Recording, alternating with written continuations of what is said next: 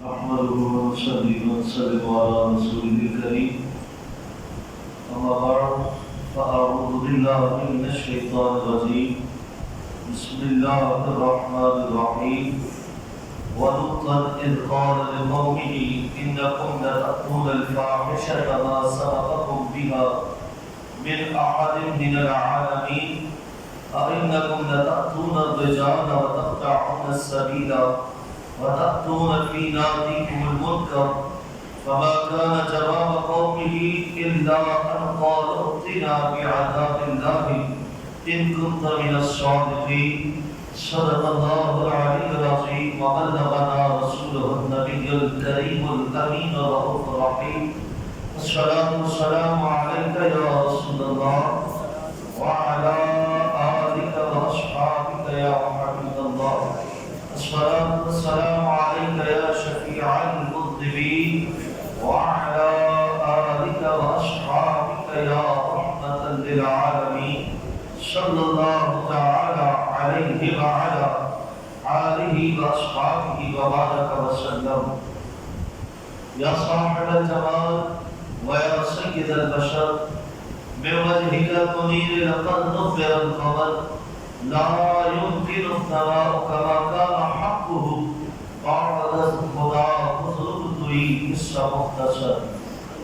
بعد حمد السلام اللہ رب العزت کی بارگاہ میں کروڑا شکر و احسان جس مالک لم یزل نے ہم گنہگاروں کو ماہ رمضان المبارک کی پرکیف پر نور بہاریں دیکھنا نصیب فرمائی. رب کائنات نے مقدس و بابرکت لمحات کے سن کے ہم سب کی بے حساب بخشش و مغفرت فرمائے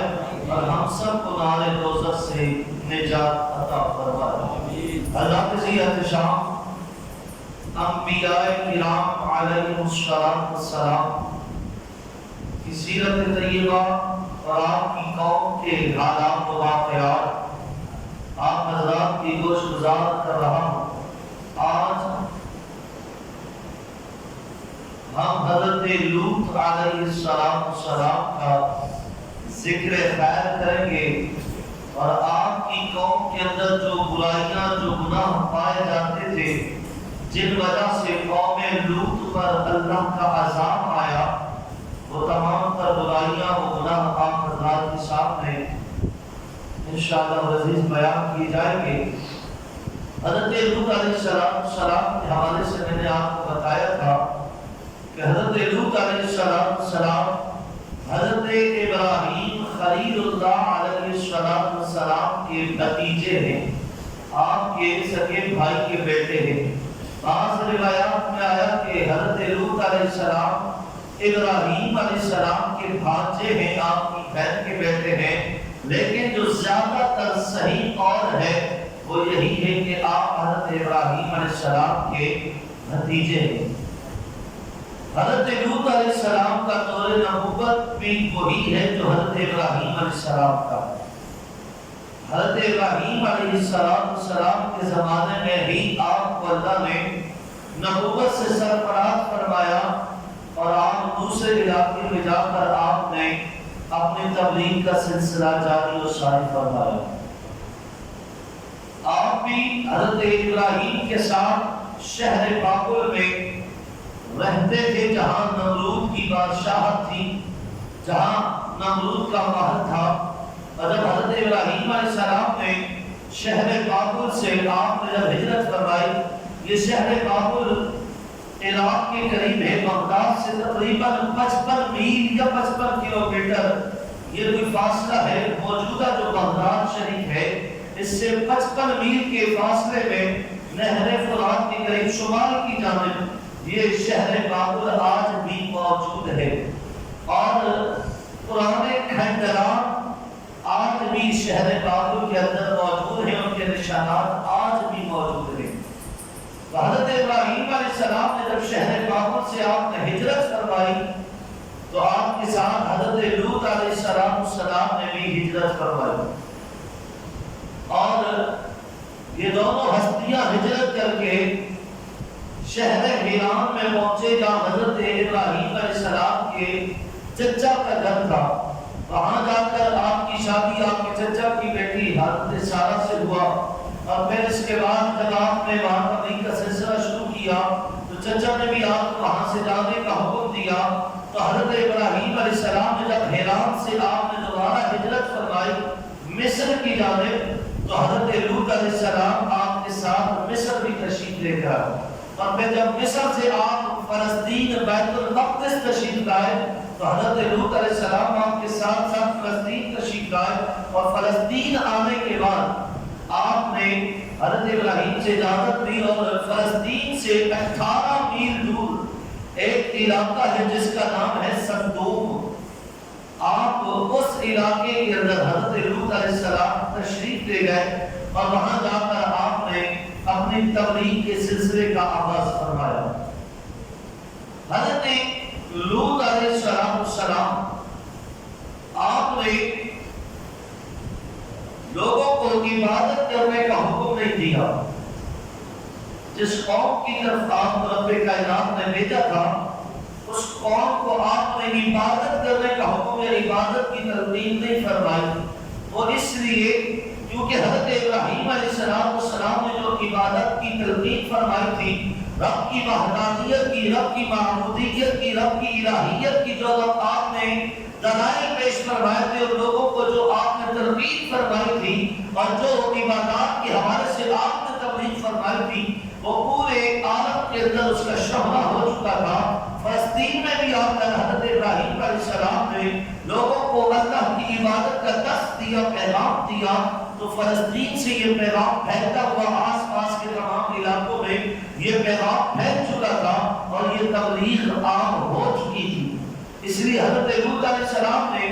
اپنی قوم کو عبادت کی ترغیب نہ فرمائی، بلکہ اس قوم کے اندر جو برائیاں پائی جاتی تھی، جو گناہ پائے جاتے تھے، حضرت لوط علیہ السلام آپ ان کو بار بار ان گناہوں سے باز رہنے کی ترغیب فرماتے، ان برائیوں سے اپنے آپ کو بچانے کی ترغیب فرماتے، اور بار بار آپ میں ڈرایا کرتے کہ دیکھو اللہ کا عذاب بڑا دردناک ہے، اللہ کا غضب بڑا دردناک ہے، اپنے آپ کو ان گناہوں سے، ان برائیوں سے بچاؤ جو تم نے اپنے اوپر مسلط کر رکھی ہے، ورنہ اللہ کی پکڑ بڑی سخت ہے۔ اللہ نے دوزخ کو تیار کر رکھا ہے، دوزخ کا عذاب بڑا دردناک ہے۔ قرآن مجید فرقان حمید نے حضرت لوط علیہ السلام کی تبلیغ کے اس انداز کو قرآن میں یوں بیان فرمایا، وَلُوطًا إِذْ قَالَ لِقَوْمِهِ، اور لوط نے جب اپنی قوم سے کہا إِنَّكُمْ لَتَأْتُونَ الْفَاحِشَةَ مَا سَبَقَكُم بِهَا مِنْ أَحَدٍ مِنَ الْعَالَمِينَ، کہ تم بے شک بے حیائی کا کام کرتے ہو، کہ تم سے پہلے دنیا بھر میں کسی نے یہ کام بے حیائی کا نہیں کیا۔ أَإِنَّكُمْ لَتَأْتُونَ الرِّجَالَ وَتَقْطَعُونَ السَّبِيلَ وَتَأْتُونَ فِي نَادِيكُمُ الْمُنكَرَ، کیا تم مردوں سے بدفعلی کرتے ہو اور راہ مارتے ہو اور اپنی مجلس میں بری بات کرتے ہو؟ فَمَا كَانَ جَوَابَ قَوْمِهِ إِلَّا أَن قَالُوا ائْتِنَا بِعَذَابِ اللَّهِ إِن كُنتَ مِنَ الصَّادِقِينَ، اس کی قوم کا کچھ جواب نہ ہوا مگر یہ کہ بولے ہم پر اللہ کا عذاب لاؤ اگر تم سچے ہو۔ حضرت لوط علیہ السلام نے جب اپنی قوم کو سمجھایا کہ تم بے حیائی کا کام کرتے ہو، قوم لوط کے اندر چند برائیاں پائی جاتی تھی۔ وہ برائیاں کیا تھی؟ سب سے بڑی برائی جو ان کے اندر تھی وہ لواطت تھی۔ لواطت کا معنی یہ تھا کہ وہ اپنی عورتوں کو، اپنی بیویوں کو چھوڑ کر نوجوان لڑکوں کے ساتھ بدفعلی کیا کرتے تھے، اور چھپ کر بھی بدفعلی نہیں بلکہ سر عام بازار کے اندر سب کے سامنے نوجوان لڑکوں کے ساتھ، اقرب لڑکوں کے ساتھ وہ بدفعلی کیا کرتے، اور اس لیے اس کو اپنے لیے لذت اور تسکین کا باعث سمجھا کرتے، اپنی عورتوں کے قریب نہ جاتے، عورتوں کے حقوق ادا نہ کرتے، حقوق الزوجین کو قائم نہ کرتے، بلکہ عورتوں سے نفرت کیا کرتی تھی اور نوجوان لڑکوں کو اپنے قریب کر کے ان سے بدفعلی کیا کرتی۔ یہ بے حیائی سب سے پہلے قوم لوط کے اندر پائی گئی۔ حضرت لوط علیہ السلام نے اپنی قوم کو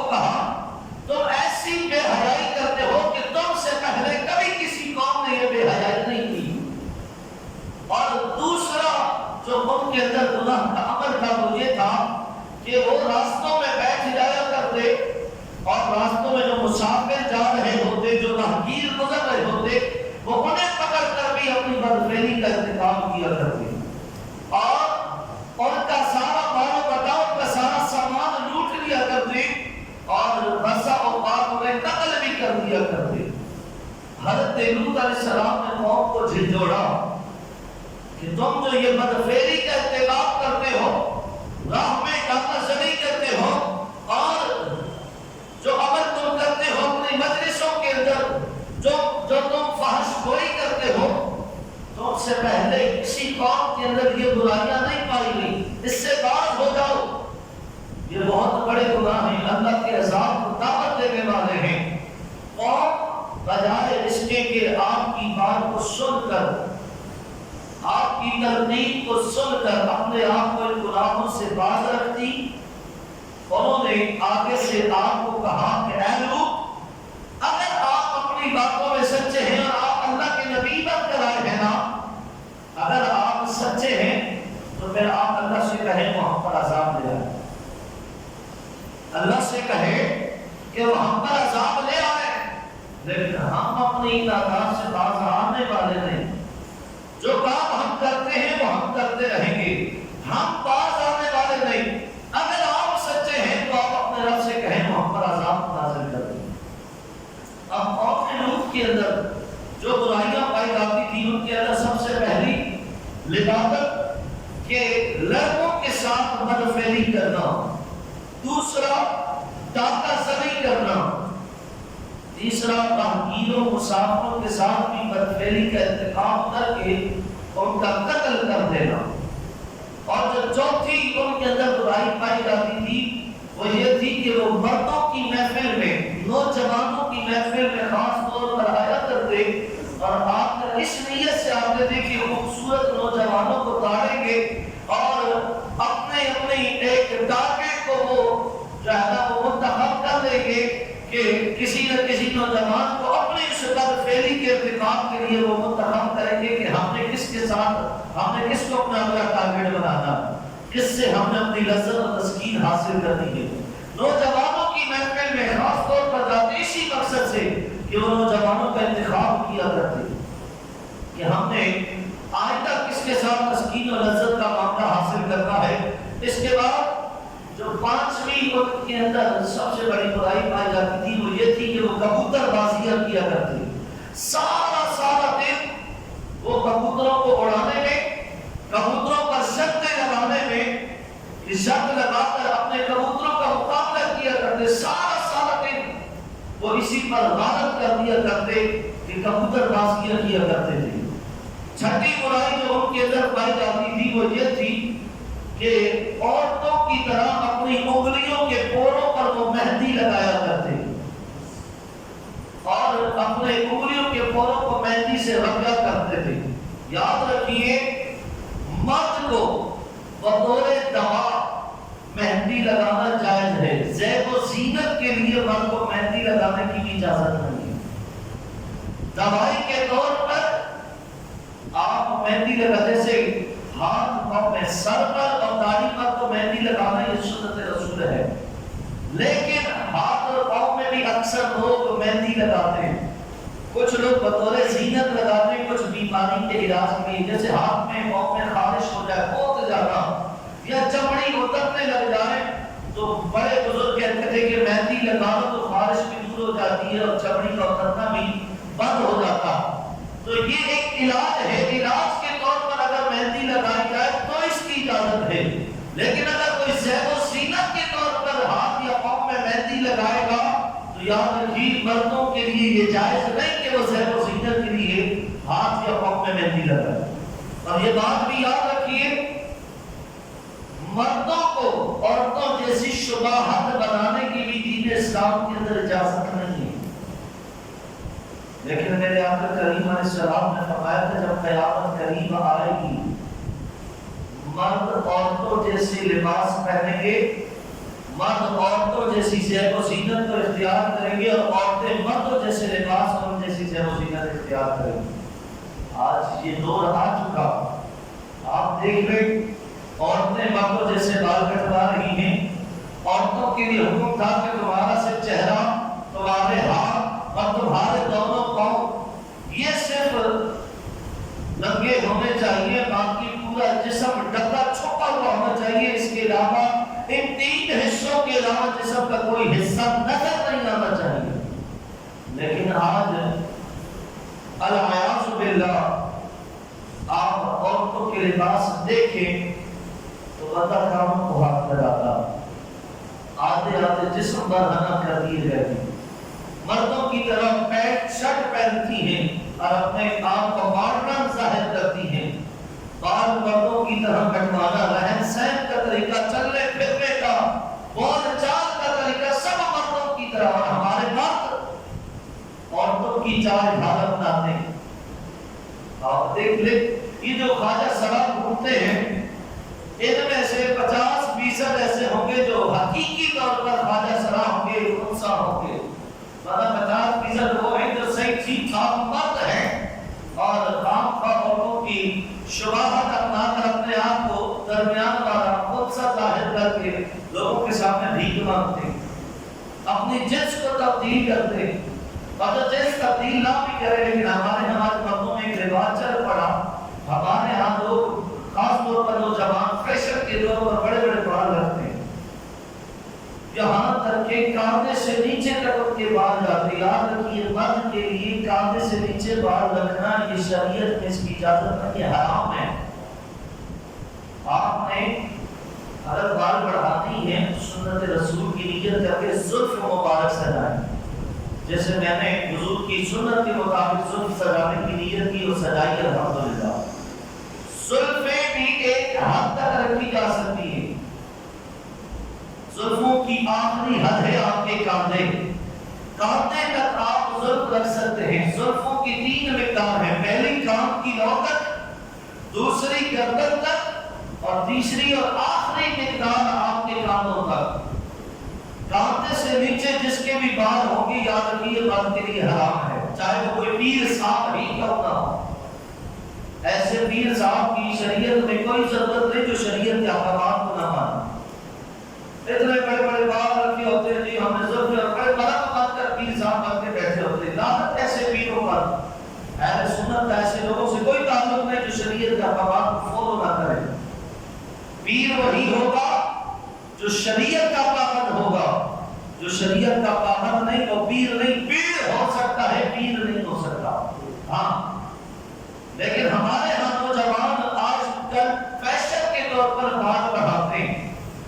اور پھر بعض لوگ پیچھے جو ہے نا پودی بھی باندھتے ہیں، چٹیاں باندھتے ہیں، جوڑا باندھتے ہیں۔ مرد کے لیے جوڑا باندھنا حرام ہے۔ اسی طرح ہمارے نوجوان آج کل کانوں میں بالیاں ڈالتے ہیں، یاد رکھیے مرد پر حرام ہے یہ، اور جو اس طرح کے عمل کرنے قیامت کے دن ان کے لیے دردناک اللہ نے عذاب تیار کر کے رکھا۔ اللہ نے مرد بنایا ہے مردوں کی زیب و زینت اختیار کریں، عورت بنایا ہے تو عورتوں جیسی زیب و زینت اختیار کریں۔ مرد عورتوں جیسی زیب و زینت اختیار نہ کریں، نہ عورتیں مرد جیسی زیب و زینت اختیار کریں، وگرنہ اللہ کا عذاب بڑا دردناک ہے، یہ یاد رکھیے گا۔ آج کل ہمارے نوجوان نہ جانے عورتوں جیسے کیا کیا عجیب عجیب فیشن کرتے، سمجھ سے باہر ہے۔ یہ فیشن، یہ مسان، یہ سب عورتوں کی زیب و زینت کی چیزیں ہیں، اور آج ہمارا نوجوان ان زیب و زینت میں پڑھ پڑا ہے۔ تو یاد رکھیے قوم لوط کے اندر ایک برائی یہ بھی تھی کہ وہ عورتوں جیسی کرتے تو عورتوں سے نفرت تھے، لیکن عورتوں والی زیب و زینت اختیار کرتے۔ اور پھر اس کے بعد ایک اور ان کے اندر برائی یہ تھی کہ وہ زمین سے کنکریاں اٹھا کر پھینکتے، جو راستے میں راہگیر گزر رہے ہوتے کنکریاں اٹھا کر انہیں مار مار کر تنگ کیا کرتے، کسی کو سکون سے گزرنے نہیں دیتے۔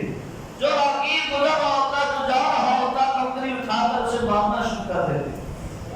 یہاں تک کہ ان کے اندر ایک عادت یہ بھی پائی جاتی جو ہمارے ہاں بھی آج کل بہت زیادہ ہی پھیل گئی۔ ایک بندہ آتا، جو بندہ کھڑا ہوتا تھا اس کو پیچھے سے آ کر گدی پہ کھینچ کے تھپڑ مارتا، دوسرا آتا وہ آ کر پھر کھینچ کے تھپڑ مارتا۔ یہ ان کے اندر ایک مذاق تھا کہ وہ آ کر ایک دوسرے کو تھپڑ مارتے، جب تک تھپڑ نہ مارتے انہیں سکون نہ آتا۔ ہمارے ہاں بھی آج یہ گیٹ بنی ہوئی ہے کہ آ کر پیچھے گدی پر کھینچ کے تھپڑ مارتے ہیں۔ یاد رکھیے گدی میں حرام فرض ہوتا ہے، یہ آپ کی گردن میں، اور اگر خدا راستہ تھپڑ زور سے لگ گئی کہ آپ کے حرام فرض کو چوٹ لگی، بندے کی بھائی موت واقع ہو جائے۔ اور یہ قوم لوط کی عادت ہے، یہ ان کی برائی تھی، گناہ تھا کہ وہ اس طرح کے مذاق کیا کرتے، لوگوں کو تکلیف پہنچایا کرتے۔ اس کے بعد ایک سب سے بڑی برائی جو کہ ہر دور کے اندر بےہودہ اور ناگوار سمجھی گئی، وہ یہ تھی کہ آج ہمارے ہاں بھی اس عادت کو بڑی بےہودہ سمجھا جاتا ہے۔ وہ عادت ان کی کیا تھی کہ بھری محفل کے اندر وہ آواز کے ساتھ اپنی ہوا خارج کیا کرتے۔ ہماری محفل میں اگر کوئی ہوا خارج کرے اور آواز آ جائے تو ہر بندہ اسے معیوب سمجھتا ہے، اسے اعلان کام کرتا ہے، علامت کرتا ہے۔ کیوں؟ محفل کے آداب کے خلاف ہے، کوئی بندہ اسے پسند نہیں کرتا۔ ہر دور کے اندر یہ معیوب ہی سمجھا جائے، لیکن قوم لوط کی عادت تھی وہ بڑی محفل میں اونچی آواز سے اپنی ہوا خارج کرنے کو اپنی جو ہے نا وہ خوش قسمتی سمجھا کرتے تھے، اپنے لیے باعث فخر سمجھا کرتے تھے، اور ہوا خارج کرتے تو آواز کے ساتھ خارج کیا کرتے تھے۔ اور ایک عادت یہ تھی کہ اپنی انگلیوں کے پٹاخے بلا وجہ، ایک ہوتا ہے تکلیف ہو بہت زیادہ ہاتھ کی انگلیوں میں، پاؤں کی انگلیوں میں، اور آپ دباتے ہوئے ان سے اگر پٹاخے نکالے جائیں تو علیحدہ بات، لیکن بلا وجہ اپنی انگلیوں کے پٹاخے نکالتے۔ اور ایک بری عادت یہ تھی کہ وہ بڑی محفل میں لوگوں کے درمیان برہنہ ہو جاتے، اپنا پورے کپڑے اتار کر بالکل ننگے ہو جایا کرتے، اور اسے بھی اپنے لیے بڑے باعث فخر سمجھا کرتے تھے۔ یہ سارے گناہ اس قوم لوط میں پائے جاتے ہیں۔ یہ جتنے بھی قوم لوط کی برائیاں اور گناہ میں نے بیان کیے، آپ بتائیں کیا آج کے مسلمان میں یہ گناہ نہیں پائے جا رہے؟ کیا آج لواطت ہمارے اندر عام نہیں؟ کیا آج بچوں کے ساتھ، نوجوان عورت لڑکوں کے ساتھ بدفعلیاں نہیں ہو رہی؟ کیا آج ہمارے مرد عورتوں جیسی زیب و زینت اختیار نہیں کر رہے؟ کیا آج ہمارے نوجوان راستوں میں بیٹھ کر لوگوں کو تکلیفیں نہیں پہنچاتے؟ کیا لوگوں کو تنگ نہیں کرتے؟ کیا ہم مسلمانوں کے اندر ڈاکہ زنی نہیں آ؟ کیا ہمارے مسلمانوں کے اندر قتل و غارت گری کا بازار گرم نہیں؟ کیا ہم مسلمانوں کے اندر لوگوں کو بلا وجہ کی تکلیفیں پہنچانا کیا یہ عام نہیں؟ آج مسلمان نے اپنا لباس اتار دیا، آج ہم کتنے عریاں لباس پہنتے ہیں۔ ہر وہ گناہ جو قوم لوط کیا کرتی تھی آج ہمارے اندر پائے جا رہے ہیں، لیکن قوم لوط جب یہ گناہ کرتی، حضرت لوط علیہ السلام نے انہیں سمجھایا، ڈرایا اللہ کے عذاب سے کہ دیکھو اللہ کی پکڑ بڑی سخت ہے،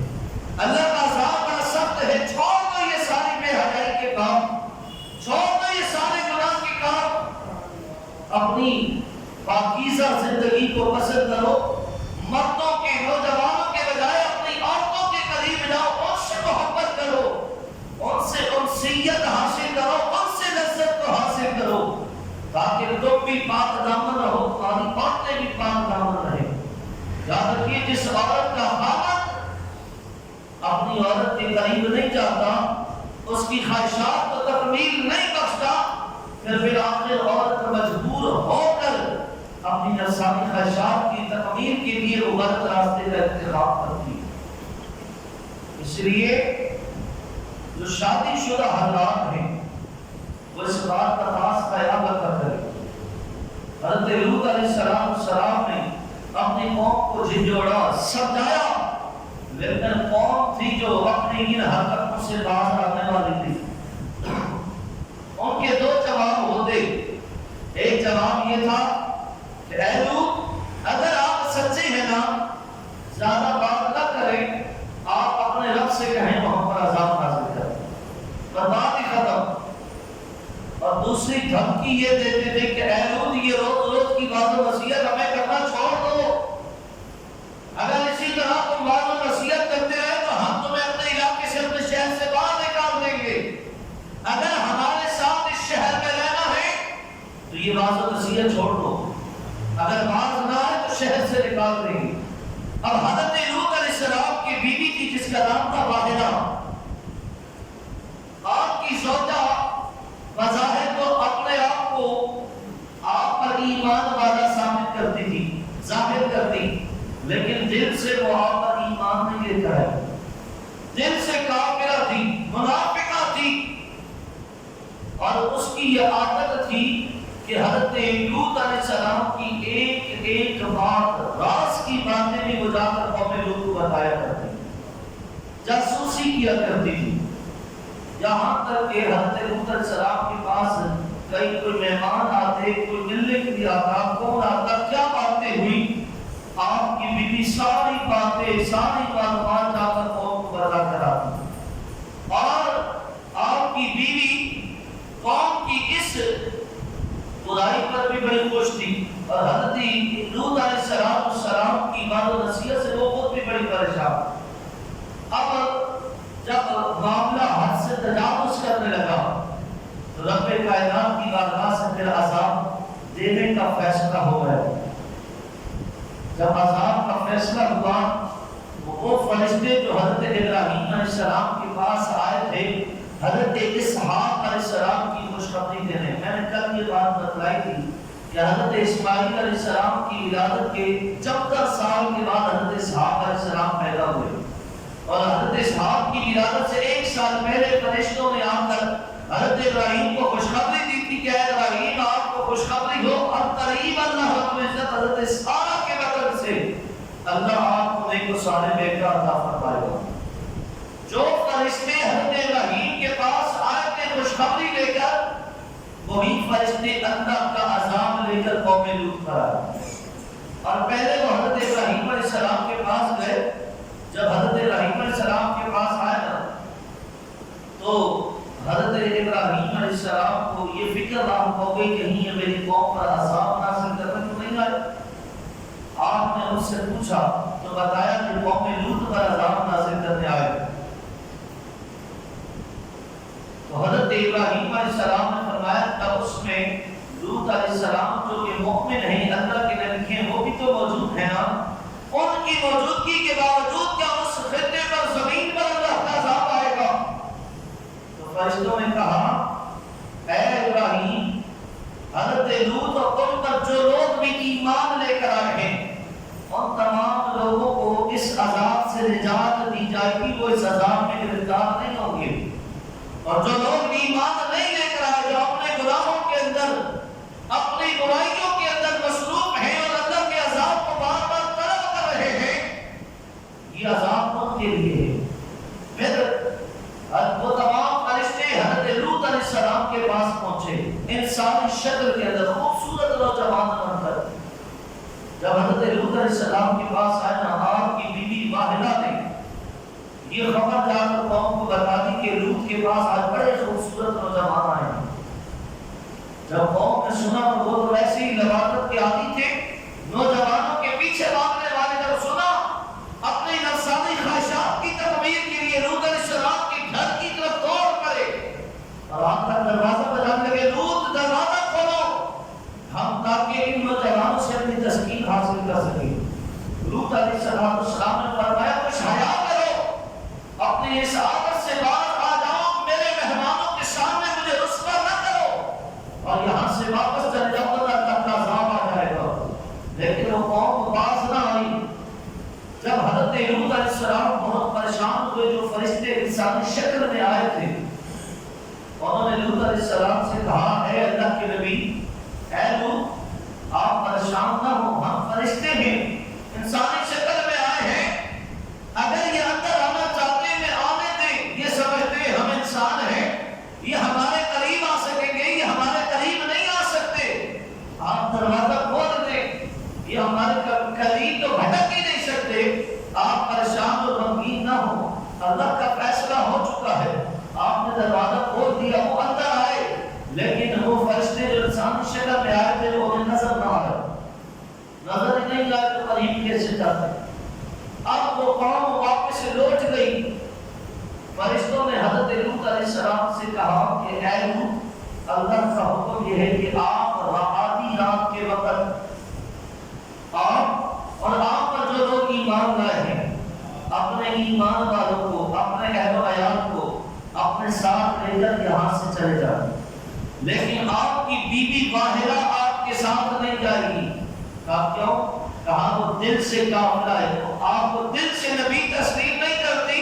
وہ آپ کی جاسوسیاں کیا کرتی، آپ کی ساری خبریں اس نے قوم تک پہنچائی ہیں، وہ منافقہ ہے، اور اللہ کا فیصلہ ہو چکا ہے اس قوم پر جو عذاب آئے گا آپ کی بیوی بھی اسی عذاب میں گرفتار ہوگی، لہذا بیوی کو ساتھ لے جانے کی اجازت نہیں، آپ اپنے ایمان والوں کو اپنے دیگر اہل خانہ کو ساتھ لیں اور یہاں سے رات کے آدھے حصے میں آپ یہاں سے ہجرت کر جائیں۔ جب رات کی آدھی رات گزر گئی، حضرت لوط علیہ السلام نے اللہ کے حکم کے مطابق آپ نے اس علاقے سے ہجرت فرمائی اپنے ایمان والوں اور اپنے اہل خانہ کے ساتھ، بیوی کو پیچھے چھوڑ دیا۔ جب آپ اس شہر سے ہجرت کر کے تشریف لے گئے، اللہ نے زمین کو حکم دیا کہ زمین سکڑ جا، زمین سکڑ گئی، اور آپ رات کی تاریکی میں ہی سفر کرتے ہوئے آپ نے اپنے اس علاقے سے آپ روانہ ہوئے، رات ہی کی تاریکی میں آپ فلسطین بیت المقدس حضرت ابراہیم علیہ السلام کے پاس پہنچے۔ وہ 18 میل کا سفر اللہ نے آپ کے لیے بڑا مختصر کر دیا، اور آپ تھوڑے ہی وقت میں حضرت ابراہیم کے پاس پہنچ گئے۔ ادھر جب آپ ہجرت کر کے صبح کا سورج طلوع ہوا، رب کی طرف سے عذاب نازل کرنے کا فیصلہ ہو گیا، جبریل امین کو حکم دیا گیا کہ اس بستی کو اپنے پروں سے آسمان پر اٹھاؤ اور اٹھا کر آسمان سے الٹا زمین پر گراؤ۔ جبریل امین نے پوری بستی اپنے پر سے اٹھائی اور اٹھا کر آسمان پر بلند کر دی، اتنی بلند کر دی، روایات میں آتا ہے اس بستی کے مرغوں کی آواز اور کتوں کے بھونکنے کی آواز آسمان پر سنائی دی جانے لگی۔ اتنی بلندی کا حضرت جبریل نے اپنے پر سے اس قوم لوط کی بستی کو اٹھایا، اور اٹھانے کے بعد آپ نے اس بستی کو اوپر آسمان سے الٹا کر کے زمین پر دوبارہ پھینکا۔ وہ زمین پر جب آ کر گری تو تہس نہس ہو کر رست و نابود ہو گئی، اور پھر اللہ رب العزت نے آسمان سے اس بستی کے اوپر پتھروں کی بارش فرمائی، اور وہ پتھر ایسے تھے جن کے اوپر ہر بندے کا نام لکھا ہوا تھا، اور جس بندے کا نام جس پتھر پر لکھا تھا وہ پتھر آ کر اسی کو آ کے لگا، اور اس پتھر کے اوپر باقاعدہ مہر لگی ہوئی تھی، اور آسمان سے موسلادھار جیسے بارش برستی ہے نا، پانی کی بارش، موسلادھار بارش، اسی طرح اللہ نے آسمان سے موسلادھار پتھروں کی بارش فرمائی، اور صفحہ ہستی سے قوم لوط کا نام و نشان تک مٹا کے رکھ دیا، اور تا صبح قیامت رب کائنات نے قوم لوط کی کو عبرت ناک بنا کر رکھ دیا، سبق آموز بنا دیا کہ دیکھو اللہ کا نبی بار بار تلقین کرتا رہا، ان گناہوں سے باز آ جاؤ، ان گناہوں سے باز آ جاؤ، یہ اللہ کے عذاب کو دعوت دینے والے ہیں، اللہ کو ناراض کرنے والے ہیں، لیکن قوم باز نہ آئی، بجائے اس کے کہ وہ گناہوں سے باز آتی، وہ اللہ کے نبی کو دھمکیاں دینے لگی۔ آج بھی ہمارے ہاں یہی معاملہ ہے، کوئی مسجد کے امام صاحب یا کوئی بھی نیک متقی بندہ کسی کو سمجھائے کہ یار آپ یہ گناہ کا عمل کر رہے ہیں، نہ کریں، گناہ میں اللہ ناراض ہوتا، تو ہمارا اس جواب ہوتا بس کر، تو بڑا آیا مولوی صاحب، مولوی ہوگا اپنے لیے ہوگا، ہمارے لیے نہیں ہے، تو نے اپنی قبر میں جانا، میں نے اپنی قبر میں جانا، اپنی فکر کر۔ یاد رکھیے اگر کوئی سمجھائے اور آگے سے بندہ اس طرح کا جواب دے رہا تو پھر سمجھ لو ہلاکت و بربادی یقینی ہے، کیونکہ اب انبیاء نے تو آنا نہیں نا، قیامت تک کسی نئے نبی نے پیدا نہیں ہونا، حضرت عیسیٰ نے آنا لیکن آپ پیدا نہیں ہوں گے، آسمان سے اتارے جائیں گے۔ حضور نے فرمایا قیامت تک میرے بعد کوئی نیا نبی پیدا نہیں ہو سکتا۔ اب حضور کے بعد تا صبح قیامت تک علماء کی یہ ڈیوٹی ہے کہ انہوں نے حضور علیہ السلام کے دین کو پھیلانا ہے، احکام شریعت کو لوگوں تک پہنچانا ہے، اور لوگوں کو اچھے اور برے کی تمیز سکھلاتی ہے، لوگوں کو نیکی اور برائی کا فرق بتلانا ہے۔ اور اگر کوئی بندہ نیکی اور برائی کا فرق کسی کو سمجھائے، آگے سے کوئی یہ کہے کہ تو بڑا آیا مولوی صاحب، بڑا مطلب پھر رہا ہے، مولوی ہوگا اپنے لیے، ہوگا اپنے کام سے کام ہے، میری مرضی میں جس طرح زندگی گزاروں، فیشن اپناؤں یا جو کروں، تو کون ہوتا ہے مجھے روکنے والا؟ میں نے اپنی قبر میں جانا، تو نے اپنی قبر میں جانا، اپنی فکر کر۔ یاد رکھیے اوپر سے سینہ زوری، ایک تو گناہ کر رہے ہیں اور اوپر سے جو آپ کو سمجھا رہا ہے، آپ کو ترغیب دے رہا ہے کہ گناہ کا عمل ہے اللہ کو ناراض کرنے والا، اور آپ اگر آگے سے عمل کرنے کے بجائے اسی کو اگر آپ برا بھلا کہنے لگ جائیں تو یاد رکھو کہ دنیا و آخرت میں ذلت و رسوائی ہوتا رہے آپ کا۔ آج اگر ہم پر اللہ کا عذاب یا قوم لوط جو گناہ کرتی تھی وہ سارے گناہ آج ہم میں پائے جاتے ہیں۔ خود آپ ذرا سوچئے، غور و فکر کیجئے، کیا عبادت ہمارے اندر نہیں پائی جاتی؟ بدفعلی کا ارتکاب ہمارے ہاں نہیں ہو رہا؟ کیا ڈاکہ زنیاں نہیں ہو رہی؟ مسلمان کی گردنیں نہیں اتار رہا؟ ایک مسلمان دوسرے مسلمان کے خون کا پیاسا نہیں ہے؟ کیا آج کا مسلمان عورتوں جیسی زیب و زینت نہیں اپنا رہا؟ کیا عورتیں مردوں جیسی زیب و زینت نہیں اپنا رہی؟ کیا آج کا مسلمان اپنے پڑوسیوں کو، اپنے محلے داروں کو، راہ چلتے لوگوں کو تکلیف نہیں پہنچا رہے؟ کیا ان کو اذیت نہیں پہنچا رہے؟ کیا ہمارے آج کے مسلمان اپنی زبان سے گالیاں نہیں نکالتے؟ کیا ہمارے آج کے مسلمان فحش گوئیاں نہیں کرتے؟ یہ سارے وہ گناہ، یہ برائیاں ہیں جو قوم لوط کیا کرتی تھی۔ دیکھو اللہ کی پکڑ کیسی آئی کہ ان کی پوری بستی آسمان پر اٹھائی گئی اور آسمان سے الٹا پٹخا کے زمین پر پٹک کر انہیں پھینکا گیا کہ ان کا نام و نشان تک زمین سے مٹ جائے، اور پھر اس کے بعد ان کے اوپر پتھروں کی بارش کی گئی کہ ان کا نام و نشان ہی نہ ملے کہ یہاں کبھی کوئی بستی بھی آباد ہوا کرتی تھی۔ ایسا اللہ کا عذاب آیا،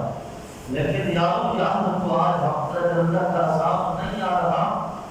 تو یہ کملی والے آقا کا صدقہ ہے۔ رب کے قرآن کا واضح اعلان ہے وَمَا كَانَ اللَّهُ لِيُعَذِّبَهُمْ وَأَنْتَ فِيهِمْ مَا هُوَ،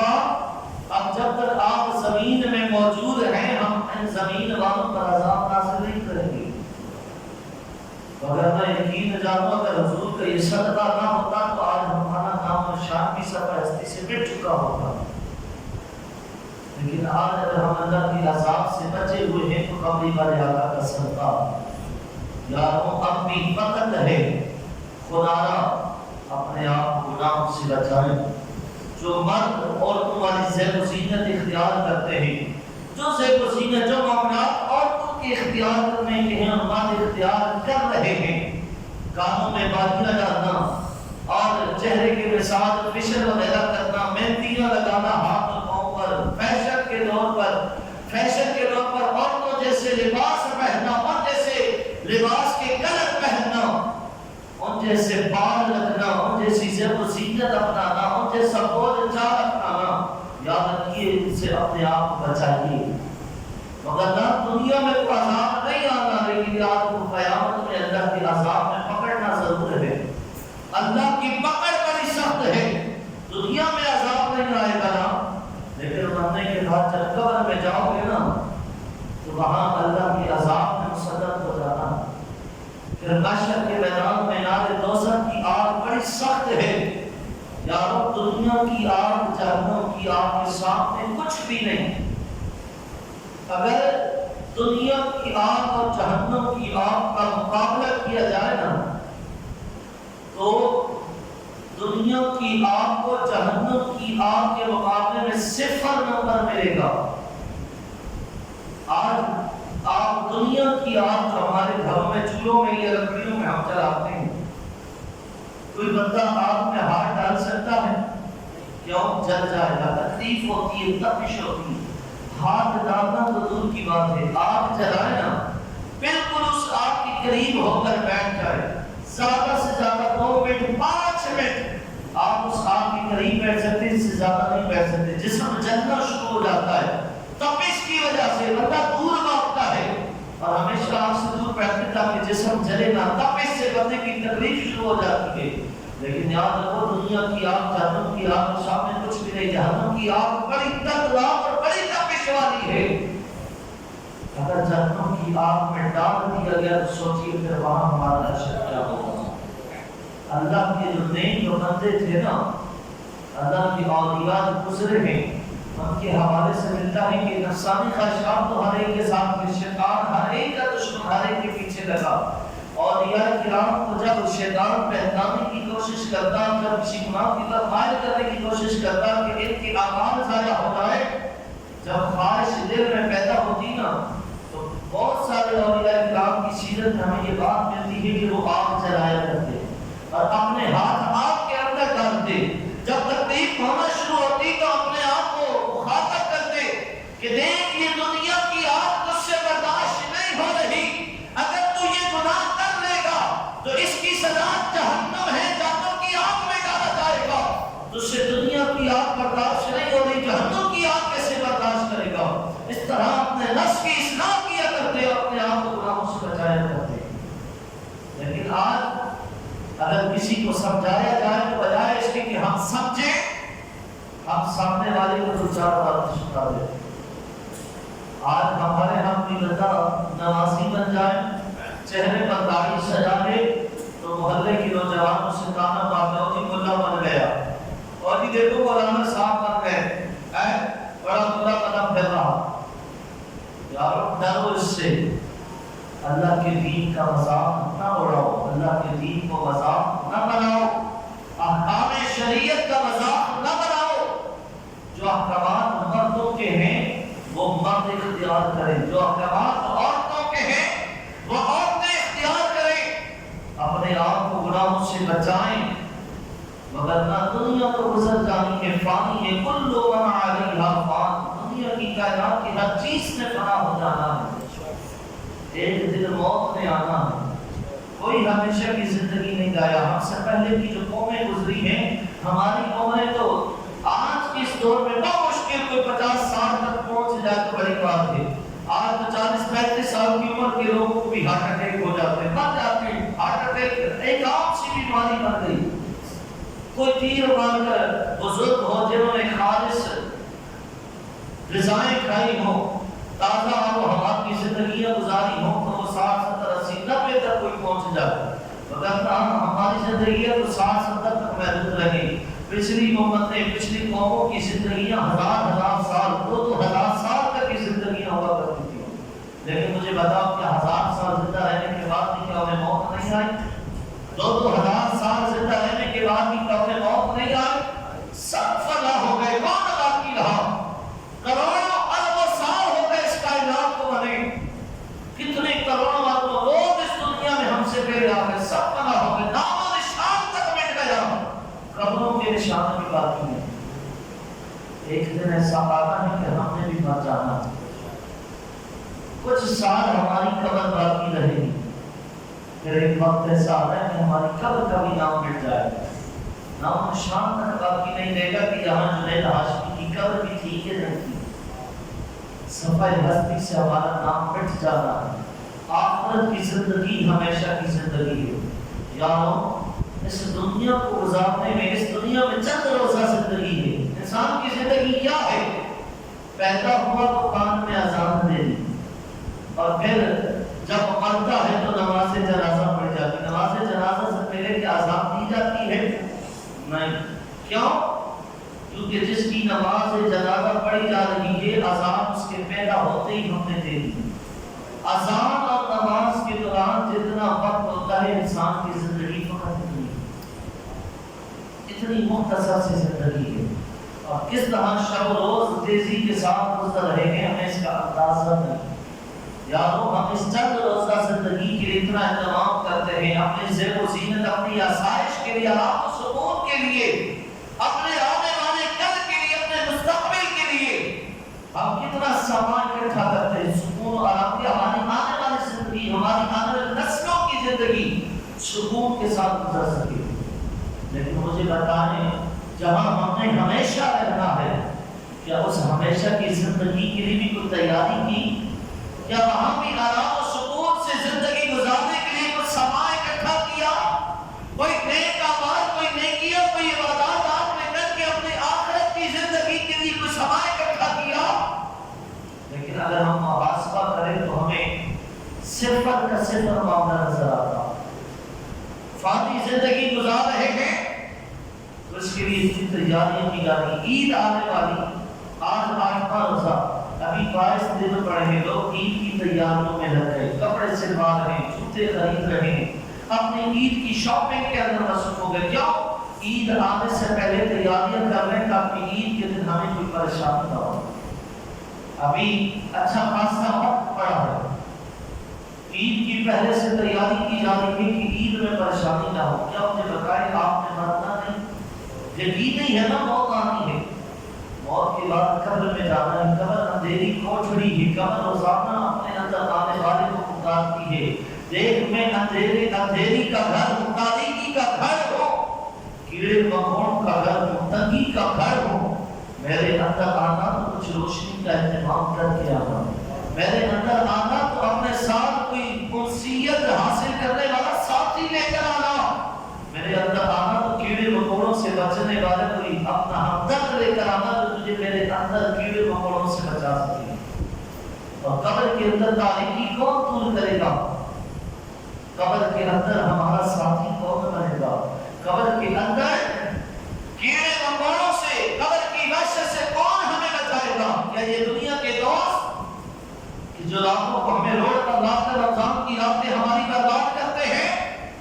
وہ دوست جو ہمیں گلی محلوں میں چوراہوں میں بٹھا کر ہماری زندگیوں برباد کر رکھے ہیں، کیا وہ دوست جو ہمیں غلط راستوں پر چلا رہے ہیں، جن دوستوں پر ہم بڑا کرتے ہیں میرا جگری یار ہے، یاد رکھو وہ جگری یار بھی صرف قبر تک ہے۔ قبر جنازے کو کاندھا بھی بڑی مشکل سے دوست دیتے ہیں، اگر کوئی دوست دے بھی دے تو قبر پر مٹی ڈال کر پھر پلٹ کر زمین قبرستان میں نہیں آتے کہ اپنے دوست کی قبر پہ جا کر فاتحہ پڑھا۔ قبر میں کوئی ساتھ نہیں دیتا، قبر میں ساتھ وہی دے گا جس کی اعمال اچھی ہوگی۔ قبر میں تاریکی قبر کا ڈیرا دور ہوگا آپ کی نماز سے، جو نماز کا پابند ہوگا قبر کے اندر نماز نور بن کر اس کی قبر کی تاریکی کو دور کر کے قبر کو روشن و منور کرے گی۔ جو قرآن کی تلاوت کا پابند ہوگا، قرآن کی تلاوت کرتا ہوگا، قرآن کی تلاوت قبر کی تاریکی میں، قبر کی وحشت میں اس کا ساتھی بن کر آئے گی اور اس کی وحشت کو دور کرے گی۔ جو دنیا میں نیک اعمال کرتا ہوگا، اپنے آپ کو گناہوں سے بچاتا ہوگا، یہ اعمال صالحہ قبر کے اندر اسے قبر کی عذاب سے، قبر کے کیڑے مکوڑوں سے بچائیں گے۔ یہ دوست نہیں بچائیں گے، بچانی ہے تو ان عبادات میں بچانا ہے۔ لیکن آج ہم نمازیں بھی نہیں پڑھتے، آج ہم قرآن کی تلاوت بھی نہیں کرتے، ہمارے صالحات پوچھتے ہی کوئی۔ میں بار بار آپ کو جوڑ رہا ہوں، خدا اپنے ہاتھ پر رحم کرے۔ میں نے ترجمہ کے بعد میں بھی آپ کو ابتدائی تمہید کے اندر میں نے جوڑنے کی کوشش کی۔ چند نوجوان ہمارے ایسے تھے جو یہاں بیٹھ کر رو بھی رہے تھے، آنکھوں میں آنسو تھے، لیکن ایسے آنسو کا کیا فائدہ کہ رات میں روڈ پر کھڑے ہو کر کرکٹ کھیلے؟ ایسے آنسو کا کیا فائدہ جس کا آپ کی اپنی زندگی پر کوئی اثر نہ ہو؟ ساری رات روڈوں پر آپ روڈ بند کر کے آنے جانے والوں کو تکلیفیں پہنچائے، راہ گزرنے والوں کو تکلیف پہنچائے، آس پاس رہنے والوں کو آپ تکلیف پہنچائے، اپنی راتیں برباد کر رہے، دوسروں کو بھی تکلیف پہنچا رہے ہیں۔ کہ اللہ آپ سے راضی ہوگا؟ کیا رمضان آپ سے راضی ہوگا؟ خدا اپنے ہاتھ پر رحم کرے۔ اللہ کا عذاب بڑا دردناک ہے، اللہ کی پکڑ بڑی سخت ہے۔ دنیا میں حضور کے صدقے عذاب نہیں آنا، لیکن قبر و آخرت میں عذاب میں اپنی لپیٹ میں ضرور لینا ہے۔ یہ نہ سمجھے کہ قبر و آخرت میں ہم بخشے چلے جائیں گے۔ بخشش اسی کی ہوگی جس کے دل میں خوف خدا ہوگا، بخشش اسی کی ہوگی جو اپنے گناہوں پر نادم و شرمندہ ہو کر رب کی بارگاہ میں توبہ استغفار کرے گا، بخشش اسی کی ہوگی، آقا کی شفاعت اسی کو ملے گی جو آقا کی تعلیمات پر چلنے کی کوشش کرے گا، جو اعمال صالحہ کی کوشش کرے گا، نماز کی پابندی کی کوشش کرے گا، اسی کو قبر و آخرت میں نجات ملنی ہے۔ جو کوئی نیک اعمال نہ کرے، آقا کی سنتوں کا مذاق اڑائے، آقا کے دین کا مذاق اڑائے،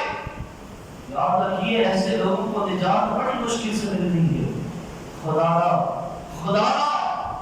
رمضان رمضان کی ان بابرکت گھڑیوں کو ضائع نہ کریں، جو غفلت کے اندر ان لمحات کو بسر کر کے اپنی زندگی کو ہلاکت و بربادی کی طرف مائل نہ کرے،